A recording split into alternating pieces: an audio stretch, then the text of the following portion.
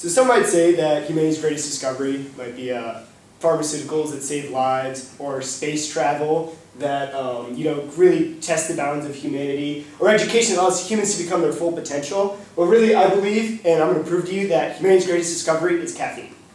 So what is caffeine? Fantastic question. Caffeine is a psychoactive drug that affects the central nervous system. It's the most commonly used drug on Earth. 70% of its consumption comes from coffee, 16% from sodas, and 12% from tea. So basically, how's it the greatest thing that's ever come to humanity? Like, come on, right? National Geographic released in 2005 an article that stated that caffeine spurred the Industrial Revolution. Let me explain how.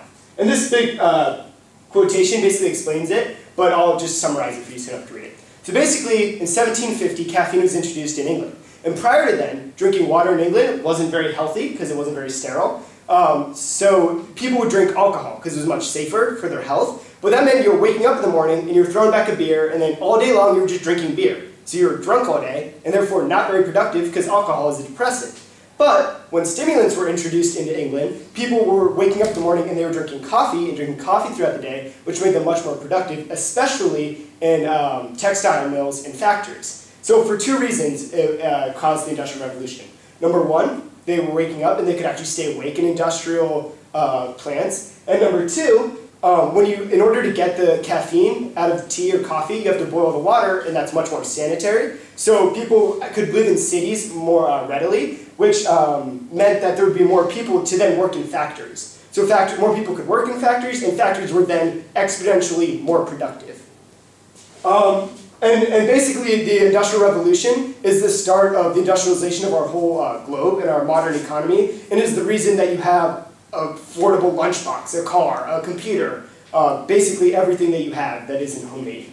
So maybe that wasn't clear enough for you, so let's just look at some graphs here. So this is the manufacturing output of Europe, and you can see England's very leading everyone, and 1750, that's when things really get, moving, right? And then if we look here, when coffee and tea are introduced, 1750 as well. Interesting. So yeah, definitely some correlation there. And then if you look from the 1700s on, that's when the global economy just explodes and becomes ridiculously more productive than before. And I attribute that, and the National Geographic as well attributes that to caffeine.